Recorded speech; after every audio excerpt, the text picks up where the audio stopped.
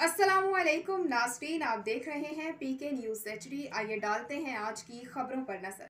सनतकार चौधरी खान मोहम्मद ने मारूफ सियासी समाजी शख्सियत मिसाली काश्तकार अलहाज सईद अहमद खान अब्बासी, हाजी यासीन खान अब्बासी, रईस नवाज परहार, शहजाद खान अब्बासी, हाजी काशिफ सईद खान अब्बासी, आसिफ सईद खान अब्बासी के अलावा दीगर किसानों से मुलाकात के दौरान गुफ्तगू करते हुए कहा कि बहावलपुर अशरफ शुगर मिल्स इलाके के सैकड़ों अफराद को बरसरे रोजगार बनाने के साथ साथ किसानों की खुशहाली के लिए मसरूफ अमल है। किसानों के साथ 4 दहाइयों से जुड़े रिश्ते को मज़ीद मजबूत बनाने के लिए किसानों के मिसाल उनकी दहलीज पर हल करवाएंगे।